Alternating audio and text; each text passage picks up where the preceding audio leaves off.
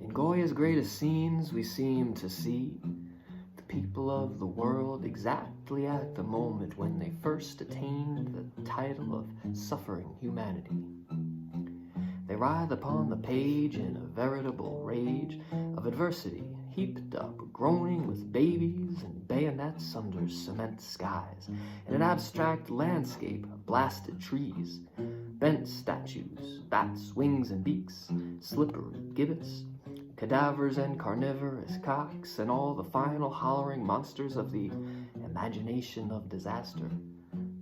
They're also bloody real, as if it's really still existed. And they do.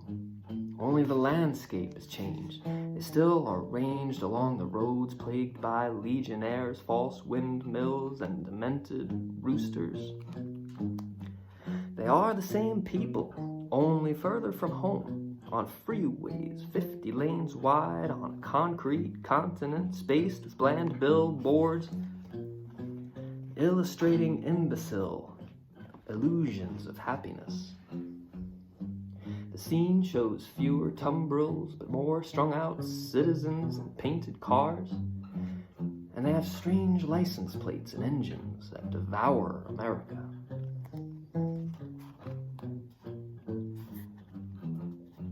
Sailing through the straits of Deimos, we saw symbolic birds screeching over us, while eager eagles hovered and elephants and bathtubs floated past us out to sea, strumming bent mandolins and bailing for old glory with their ears, while patriotic maidens wearing paper poppies and eating bonbons ran along the shores, wailing after us, and while we lashed ourselves to masts and stopped our ears with chewing gum, dying donkeys on high hills sang low songs, and gay cows flew away chanting Athenian anthems. As their pods turned to tulips and helicopters from Helios flew over us, dropping free railway tickets from Los Angeles to heaven, and promising free elections so that we set up mast and sail on that swart ship once more, and so set forth once more, forth upon the gobbly sea, loaded with liberated Vestal virgins and discus throwers reading Walden. But shortly after reaching the strange suburban shores of that great American demi-democracy, looked at each other with a mild surprise, silent upon a peak in Darien. The poet's eye obscenely seeing sees the surface of the round world with its drunk rooftops and wooden oiseaux on clotheslines, and its clay males and females, hot legs and rosebud breasts and roll-away beds,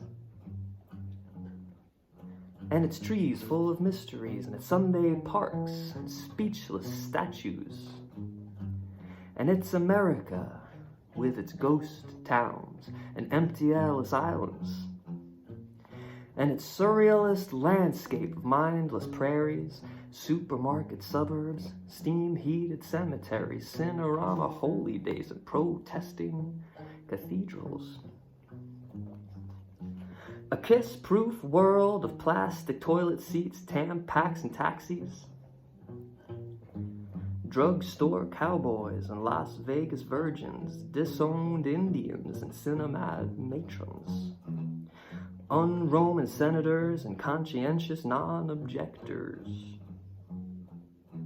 and all the other fatal, shorn-up fragments of the immigrant's dream come too true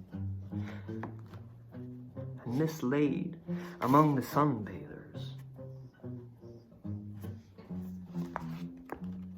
In a surrealist year of sandwich men and sunbathers, dead sunflowers and live telephones, housebroken politicos with party whips performed as usual in the rings of their sawdust circuses where tumblers and human cannonballs filled the air like cries when some fool clown pressed an indelible mushroom button and an inaudible Sunday bomb fell down, catching the president at his prayers on the 19th green.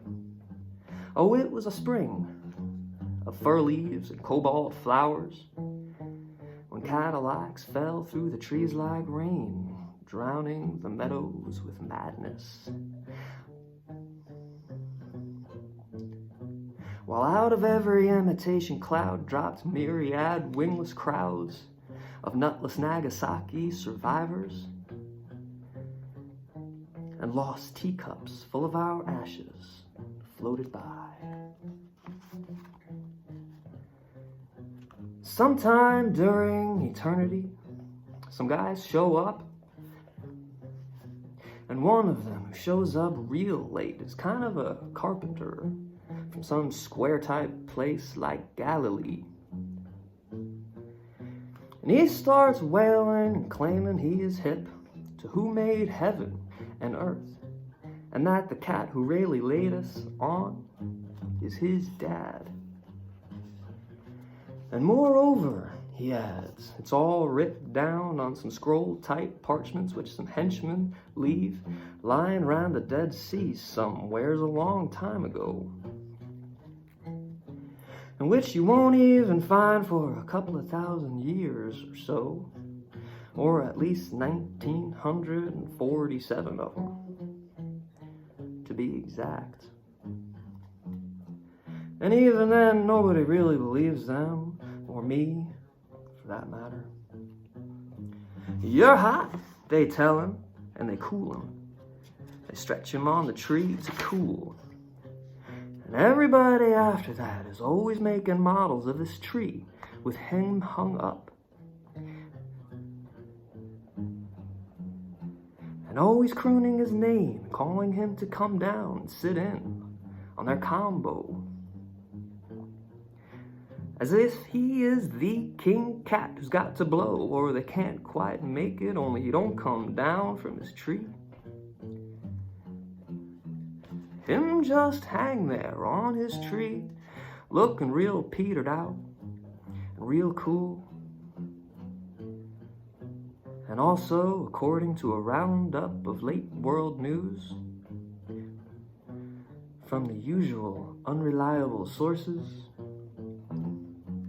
real